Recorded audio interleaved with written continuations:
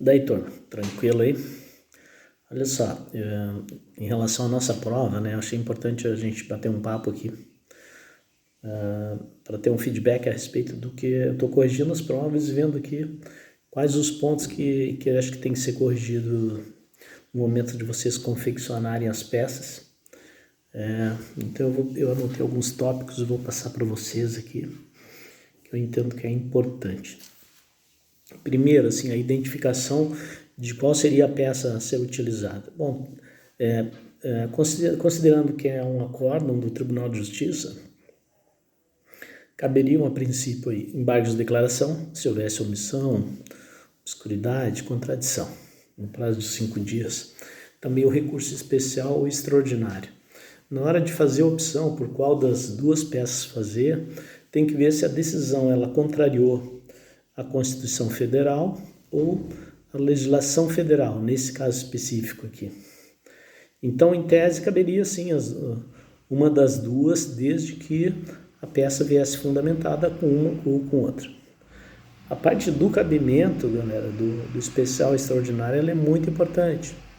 E me pareceu, assim, das provas que eu corrigi, foi meio que relegado a segundo plano, assim, como se não fosse muito importante. Então, quando se fala em cabimento e cabe quando houver contrariedade à Constituição Federal, vocês têm que indicar, afinal de contas, qual o artigo da Constituição que foi contrariado e argumentar nesse sentido. Também o recurso especial. Quais artigos foram contrariados, afinal de contas, por conta dessa decisão judicial. Então, nós vimos ali que o que ele não ficou satisfeito, com o cerceamento de defesa, porque ele deveria sim ter sido ouvido as testemunhas, até porque a decisão, né, foi no sentido de que a prova era frágil, mas também a questão do tempo de vida. Vocês viram que a decisão ali baixou para 65 anos, quando na realidade hoje a expectativa de vida nossa está lá em torno de 76 anos, então só aí reduz 11 anos de indenização. Também a questão do valor da indenização por dano moral, R$25 mil por uma morte de um pai, de uma esposa, é muito pouco, né? Então, lá no artigo 944 fala que a indenização tem que ser proporcional à extensão do dano. Então, na peça vocês teriam que fazer como preliminar, tá, galera? E não mérito, mas uma preliminar de mérito sobre o cerceamento de defesa e anular aí todo o processo para voltar e fazer uma nova instrução. Falar da questão do valor do dano moral, que é muito baixo, que não... E aí buscar qual o link, em qual artigo vocês teriam que colocar, conforme se era um recurso extraordinário ou especial.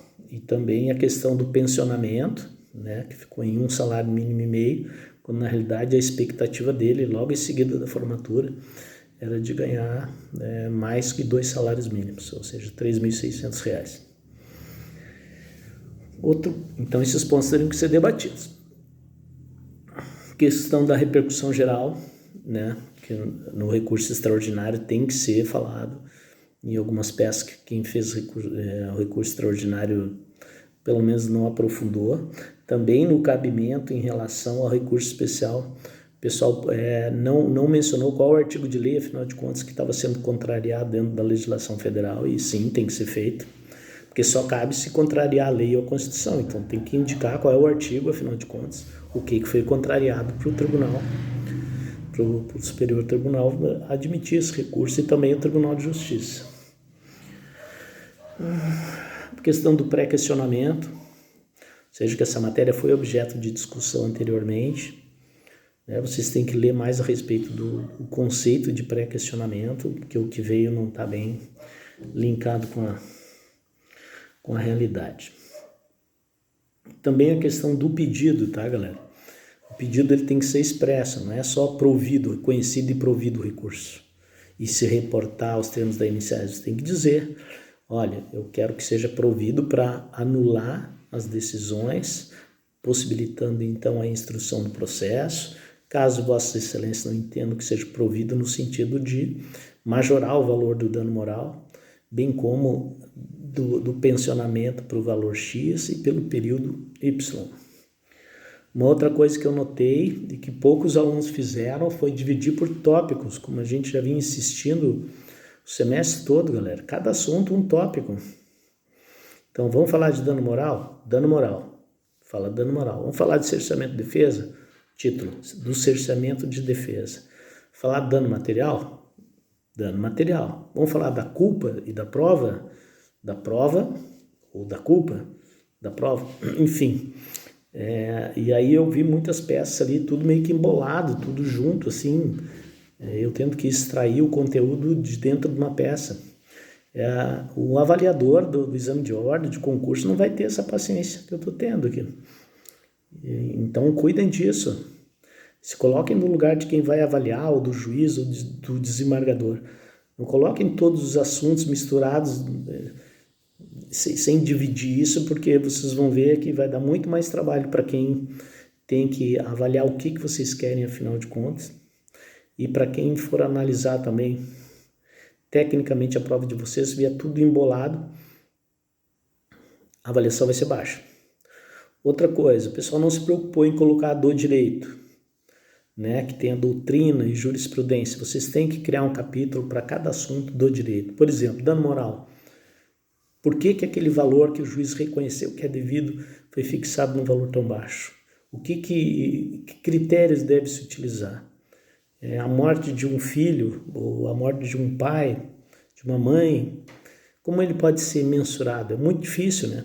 Mas claro que se presume que a perda de um ente querido vale muito mais do que R$25 mil. Então o valor foi muito abaixo daquilo que se espera, né? Também a questão da culpa concorrente, né? O camarada estava sendo orientado a fazer, foi autorizado a fazer, a colocar fazer esse experimento aí. Então a culpa é exclusiva de quem recebeu ele lá nesse instituto. Além do mais, eles não deram o tratamento, disseram que ele podia continuar, que estava tudo bem. Então teria sim que argumentar que não ocorreu culpa concorrente alguma. E aí ver lá no artigo de lei o que estabelece como culpa concorrente e dizer que o juiz aplicou mal, que não aplicou aquilo que está estabelecido como culpa concorrente. Tá, galera? Façam uma análise aí, pensem bem a respeito disso, porque logo em seguida aí muitos de vocês vão estar fazendo o exame de ordem. É importante se atentar para esses fatos, tá ok?